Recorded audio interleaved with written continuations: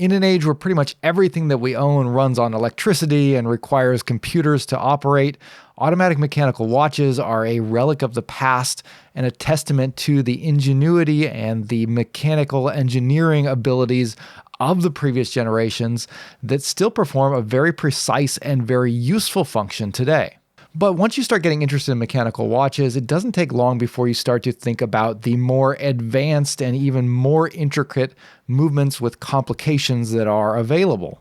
And that brings us to the automatic chronograph watch, which requires a movement that is even more complex and more precise than a standard automatic movement. And with this added complexity comes a higher cost.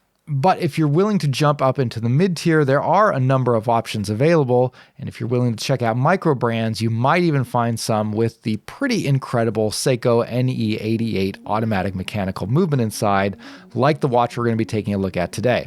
Now, this watch is much more than just the movement inside of it. It is a beautifully designed and executed watch from a micro brand coming out of Korea. Today, we're going to check out the Pitzmann 3.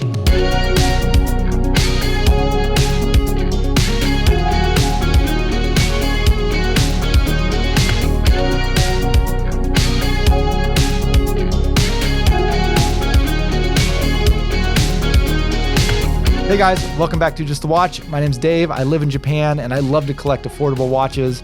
And because of that, I haven't really gotten to get into automatic chronographs all that often. Pretty much the only chronograph watches that I've been able to take a look at are either quartz chronograph watches, mecha quartz chronograph watches, or chronograph watches that are powered by the Chinese ST19, which is basically the only affordable mechanical chronograph movement available.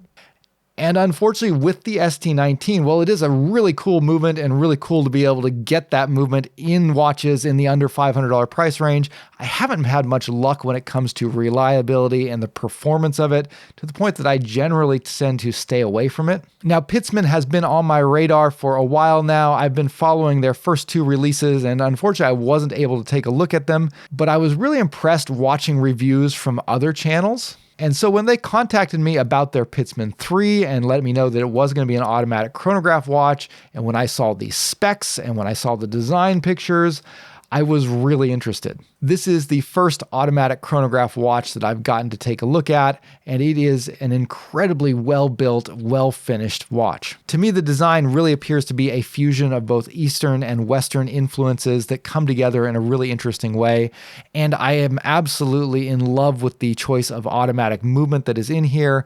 This has the Seiko NE88 automatic chronograph movement inside of it, which is the version of the Seiko 8R48 movement that they sell to third parties. It's a relatively new automatic chronograph movement, and in this price range, its primary competition is the ETA or Valjoux 7750. And for around the same price as that movement, it completely embarrasses it when it comes to the specifications and the design of the movement itself. So we're going to be taking an in-depth look at that as well. So there's a lot to talk about today, so I want to jump right into it. But before I do need to mention that Pitzmann sent this watch over for free, which is why you saw the paid promotions flag in the beginning of this video. However, other than the watch itself, Pitzmann did not provide any additional compensation for this review, nor did they have any control over the input of the review. So with that said, let's take a look at the Pitzmann 3 automatic chronograph. When considering the Pitzmann 3, there's two things we need to talk about. The first is the watch itself, the design, the build quality, the finishing.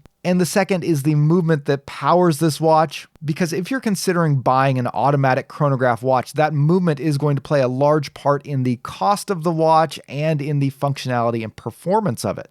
And the Seiko NE88 movement that powers this watch is probably the best automatic chronograph movement you're going to find in this price range by a significant margin. But first, let's talk about the watch itself.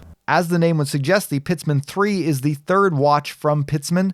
They started with a dress watch, then moved on to a sports watch, and now they're doing an automatic chronograph. And I think we can see a clear progression with each of these designs. The Pitzmann 3 incorporates things that they learned in the previous two models to create a watch that at a glance is reminiscent of some of the most classic and well-known chronograph watches, But when you dive into the details, you see a lot of unique design cues that reference Pitzmann's own heritage. Personally, I see this design as a sort of East meets West design philosophy where the overall look is coming from a lot of these Swiss chronographs, but with East Asian design cues referencing Pitzmann's Korean heritage. The most dominant visual features of this watch are the tri-compax panda layout of the subdials and the black ceramic bezel with the tachymeter scale engraved into it. Those elements immediately call to mind watches like the Rolex Daytona or the Zenith Chronomaster Sport. But if you look at this watch for even a moment, it doesn't take long to start picking out a lot of very interesting design cues that are unique to Pitzmann. Take for instance the slightly flared lug design that's carried over from their Pitzmann 2 sports watch. The shape of these lugs were said to be influenced by classical Korean architecture.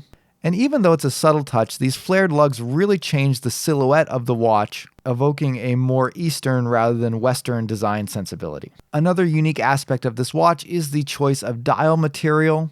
Pitzmann used a cold enameling process to create a stark white dial that has an almost porcelain-like finish to it.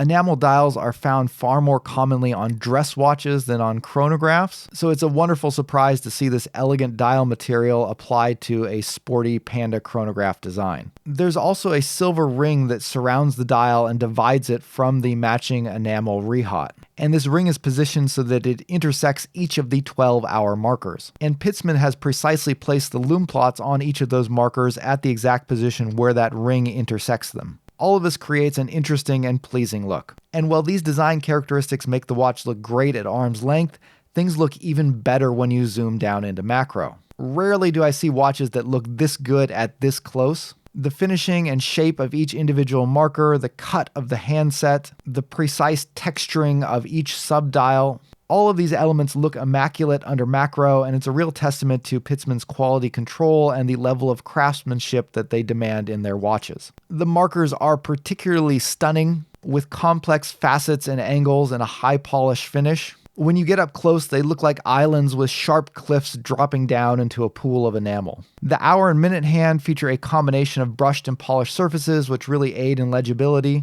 And they have a very thoughtful semi-skeletonized design. The lower half of the hands are cut out to allow greater visibility of the subdials underneath, which is a very thoughtful design choice because otherwise the hands could easily obscure the subdials, make it difficult to read the elapsed minutes and hours. The dominant color scheme of this watch is monochrome with a stark white dial, black ceramic bezel, and dark gray subdials. However, Pitzmann has scattered red accents across the entire design, which overall I like, but I think there's a few areas where they might have gone a bit too far. It's a common practice in the design of chronograph watches to use an accent color to indicate the elements of the design that are tied to the chronograph function of the watch. And I like the ways that Pitzmann has followed this practice and implemented it in this watch. The red ring on the chronograph start and stop pusher is particularly cool, as is the red tip on the chronograph's second hand, as is the red accents on the chronograph minutes and hours subdials. And then on the dial itself, you have the word chronograph written in red, which I think makes sense there. All of the chronograph functions have red markings to differentiate them from the timekeeping functions of the watch. Except they don't, because they added some additional red accents that don't have anything to do with the chronograph. There's little red triangles on the rehaut at 12, 3, 6, and 9, which are okay. But the final place where a red accent has been employed is on the most controversial design choice, the 6 o'clock date. On a chronograph with 3 subdials, you'll more commonly find the date positioned at 4:30 so that it doesn't interfere with that 6 o'clock subdial. And this is a tough call. A lot of people get very annoyed at 4:30 dates, but then if you put the date down at 6, it's going to be cutting into that subdial, which also looks a little bit off. It might be easier to just leave the date off, but if you're someone like me who absolutely has to have a date on their watches, I'll take the 4:30 or the 6 o'clock over a no date any day. But from a design standpoint, I do think the date is a little bit problematic, and that's why I think it's usually best to kind of hide that date as much as possible. One option is to do an unframed color match date at 4:30 so that it kind of blends into the design a little bit. But in order to preserve the symmetry of the watch, Pitzmann placed the date at 6 o'clock. However, they also made it very conspicuous at that position. The white background contrasts very clearly against that dark gray subdial. And they've also chosen to use a red color in the date font, which is pretty unconventional, and in my opinion draws even more unwanted attention to that date placement. I think a better choice would have been to go with a black background and then white text on the date, which would have helped it blend in with that subdial a little better. As it is, that date implementation comes across as a little bit awkward on what is otherwise a very thoughtfully designed watch. That said, I'm really drawn to all of the other elements of the watch, and overall, I really like this design. It's a design that is both sporty and elegant at the same time. While the watch features primarily brushed surfaces, there are a lot of polished accents and edges both on the bracelet and on the case, which when combined with that enamel dial and the polished markers and handsets really create a lot of light play. This is a sports chronograph that really sparkles, giving it a more dressy feel than you'd expect from a watch of this design. All right, it's time to dive under the hood and talk about the Seiko NE88 automatic movement that's powering this watch. This is my first time getting my hands on a watch powered by this movement, and I gotta say I'm kind of falling in love with it. Even after just a few minutes of playing around with this watch, there were a number of things about this movement that really jumped out at me. The first is that I was amazed at how thin they were able to get this watch. Automatic chronograph movements tend to be very thick, which often results in case heights that are 15 millimeters or even higher. However, the Seiko movement is relatively slim compared to its Swiss competition in this price range, and Pitzmann has managed to fit this movement into a watch that is only 13.25 millimeters thick, which means that this watch looks and wears great on the wrist. And for me, that's always been one of the biggest concerns I've had when looking at automatic chronographs. A big chunky dive watch I can accept, but if I'm getting a racing chronograph, I want something that's sleek and sporty. And Pitzmann has definitely delivered in that regards. Now, one consequence of that is that this watch features a slightly lower 50-meter water resistance rating. More common for sports watches, you're going to find 100 meters of water resistance, but you would have had to definitely create a thicker watch to do so. For me, 50 meters is adequate for a driving chronograph. Technically, a 50-meter rating means that you're safe for short periods of swimming, which you probably shouldn't do, but it definitely gives you a peace of mind when it comes to accidental immersion in water. The other thing that I love about this movement is the functionality of the subdials. At 3 o'clock, you're getting a running seconds hand that's tied to the timekeeping function of the watch. At 9 o'clock, you get a 30-minute chronograph minutes counter, which is a great choice because it's much easier to read a 30-minute counter than a 60-minute counter on a really small subdial like that. And at 6 o'clock, you're getting a 12-hour totalizer, so the chronograph function of this watch will track timings up to 12 hours in length. But what I really like about all this is that you're getting that tri-compacts design without a stupid 24-hour subdial. A lot of tri-compacts movements include a 24-hour subdial that's just basically going to tell you whether it's day or night, which to me is completely pointless. So I would much prefer to have a 12-hour totalizer than that 24-hour subdial. So right off the bat, this movement scored a lot of points with me. But then I started doing a little bit of research into the movement and I was even more impressed. When you look at the history of entry-level automatic chronograph movements, the progression kind of halted back in the 70s with the Valjoux 7750. That same basic movement, now branded as the ETA 7750, is still probably the most common automatic chronograph movement you're going to find on the market today. And while by all accounts it's a good, reliable movement, there's some room for improvements, which Seiko took full advantage of in 2014 when they released their 8R48 movement and then also made it available to third-party manufacturers in the form of the NE88 movement. This is a movement with advanced design and manufacturing techniques, which incorporates elements that are typically only found in the movements that power luxury chronograph watches. Most notably, this is a column wheel chronograph with a vertical clutch. Now in this review, I don't have time to go into all of the details as to why those are good things, and this is also not an area that I am extremely knowledgeable in, but I'll try to give you the overview. Chronographs with a column wheel are more difficult to manufacture and require a lot of precision and hand finishing, but they result in a smoother operation of the movement and a better feel when you're engaging the chronograph pushers. It's not really going to affect the functionality of the watch in any way, which is probably why it was normally only reserved for more expensive watches where it was worth the extra effort to implement this feature. The vertical clutch, on the other hand, does impact the functionality a bit. As the name would indicate, mechanical chronograph movements have either a vertical or horizontal clutch, which describes how the gears interact when engaging the chronograph. Chronographs with a horizontal clutch are prone to a little bit of slipping when you engage the pusher, which means that sometimes the chronograph hand will jump forward slightly when you press it. which is going to throw your timing off a little bit and make it a little bit less precise. A vertical clutch eliminates this slippage by having the gears drop in from the top instead of from the side. Again, it's a more complicated mechanism to produce, and that's why it was previously only found in high-end luxury watches. So when Seiko began selling this movement back in 2014 at a price that was similar to the ETA 7750, they kind of blew the Swiss out of the water, which is something that Seiko loves to do. As the ETA 7750 features a cam-activated chronograph with a horizontal clutch. And on top of that, the Seiko NE88 is also slimmer and smaller than the ETA movement. So this is a very cool movement from Seiko. But you don't really see it that often from brands other than Seiko because most of the Swiss brands are going to default to using the Swiss movement. So I really like to see a micro brand like Pitzmann taking advantage of this and giving you a sort of rare opportunity to get your hands on this movement for a pretty affordable price, all things considered.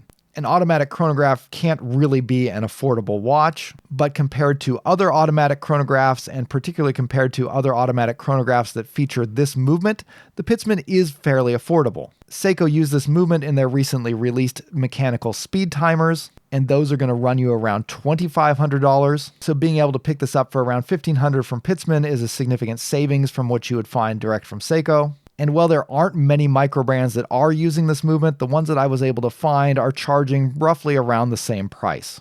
So all that to say, this is an awesome movement. It's not super common, and this is a pretty good price to be able to get it at. And the choice of this movement definitely makes this Pitzmann 3 even more appealing than it otherwise would be with a different movement inside. Last thing we need to talk about before wrapping this up is the bracelet and clasp on this watch. The bracelet is excellent. Very solid feeling with interesting trapezoid-shaped links, with polished accents on the angles in between the links and otherwise brushed surfaces covering it. The end links are solid, and even though they are male end links, they don't really protrude much past the lugs at all, so it'll wear well on pretty much any wrist size. However, for some people, the clasp is going to be a concern. It's a high-quality milled deployant clasp that is both slim and elegant, so it adds very little bulk to the underside of the watch, which is great, except there's no micro adjustments at all on this clasp, nor are there any half links. So if you prefer a custom and snug fitting bracelet, which I typically do, you're unlikely to be able to get that with this clasp. For me, I had to wind up wearing it a little bit loose. However, the watch is pretty well balanced, and so it didn't really move around that much, but it still moved around more than I'm typically comfortable with. Now, that said, the watch does feature standard 20mm lug openings, so there are going to be a fair number of straps that you can pair with this, and it does look good on a pretty wide range of straps. For a more sporty look, it looks great on an Artem sailcloth strap or on a leather rally style strap, or for a more dressy look, you can put it on a stitched leather strap. One thing to note is that the lug holes are fairly close to the case, as this is designed to be used with the bracelet, which means that most straps are going to be rubbing up against the edge of the case, and there is a possibility that they could get scratched by the underside of the case in the process. So you will have to be a little bit careful if you are going to try and put this on a strap. Overall, I really like this watch. There's a couple of quirky design choices that I'm not 100% on board with, but there's a lot more that I like than don't like, and particularly when it comes to the finishing and craftsmanship and materials, this is a very impressive offering for the price. You can pick this watch up direct from Pitzmann's website, and I believe they're currently running a launch special, so if you get it quickly, you can get it for $1,300, which is a $200 discount from the full retail price of $1,500. And as mentioned before, this is pretty well in line with what you're going to find from other watches that are powered by this movement. But again, there aren't that many watches that are using this movement, so your choices are fairly slim there. And if you're interested in an automatic chronograph, I think this is a really cool watch to check out. So definitely encourage you to head over to their website and take a look. While you're checking out other websites, you might as well check out mine as well and head over to justthewatch.com. There you can find a selection of watch-themed t-shirts and hoodies like this one that I'm wearing right now. And I've also started to post some written versions of the reviews you'll find here on the channel, and I'm hoping to expand that in the future. So definitely take a look and let me know what you think of it. Also, drop me a comment down below. Let me know what you think of this watch. And if you have any opinions, particularly on the automatic movement that's used in here, would love to hear that, because this is an area that I'm trying to get more into myself and to understand better. So definitely interested in hearing what you guys think of the Seiko movement versus the ATA movement. And if there are other alternatives to these two movements that you're aware of that other brands are using, yeah, let's chat about it down below. But that will wrap it up for today. Thank you guys for watching. I'll see you next time. Bye.